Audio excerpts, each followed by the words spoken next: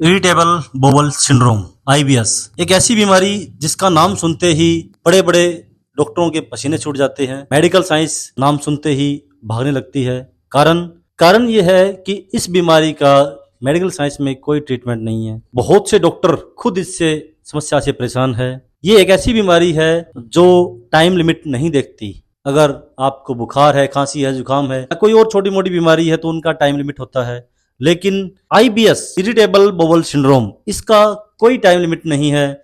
ये 5 साल, 10 साल, 20 साल, 30 साल, 40 साल तक भी आपके शरीर में रह सकती है और साथ साथ चलती रहेगी। इस बीमारी के जो लक्षण हैं उसमें सबसे बड़ी समस्या आती है खाने का सही तरीके से न पचना, और बिना पचा हुआ खाना ही शरीर से बॉडी बाहर निकाल देती है, जिसमें जब भी खाना खाते हैं तो बार बार टॉयलेट की तरफ भागना पड़ता है। पेट का एक बार में खुल के साफ नहीं होना, ये इसके और लक्षण है। पेट में हल्का हल्का दर्द रहना, ये भी लक्षण है। एसिडिटी बनना, बहुत ज्यादा हाइपर एसिडिटी भी बन जाती है। पूरा दिन बॉडी में गैस का इश्यू बना रहता है और पूरा दिन दिमाग पेट में रहता है।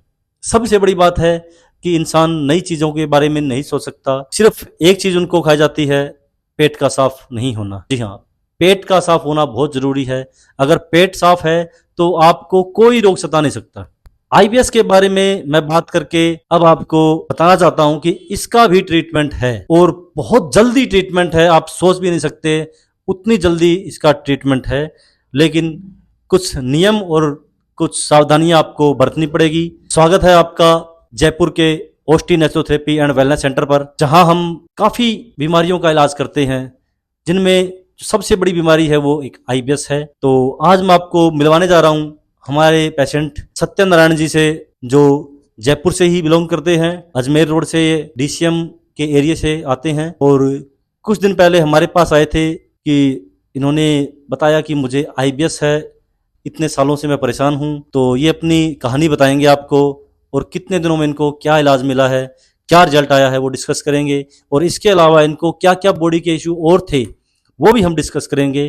तो मिलिए सत्यनारायण जी से। मेरा नाम सत्यनारायण है जी सर। और मैं पिछले करीब 15-20 साल से आईबीएस से परेशान था। मैंने काफ़ी इलाज भी लिया, एलोपैथिक है और आयुर्वेदिक है। भाई इनसे क्या है, दवाई लेते रहो जब तक आराम था, और बंद करते फिर वही दिक्कत हो जाती थी।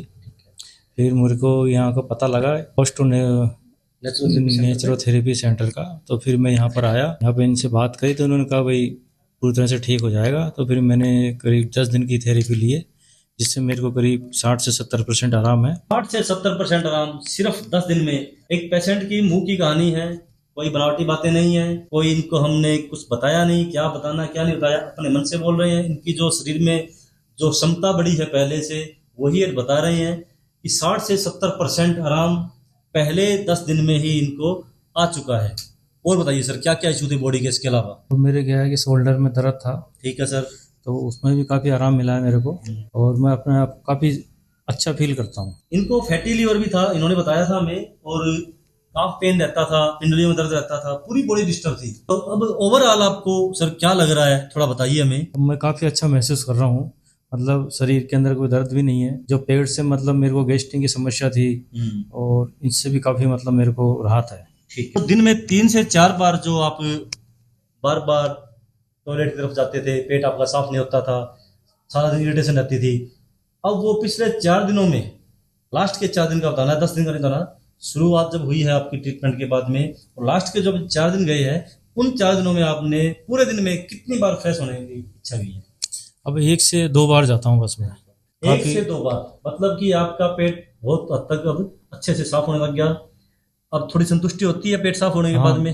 काफ़ी संतुष्टि रहती है। और जो आपका पेट में जो अफारा रहता था, फैटी लीवर की जो समस्या थी, अब वो भी कितनी आरामदायक है? उसमें काफ़ी आराम है मेरे को। एक बात बताइए,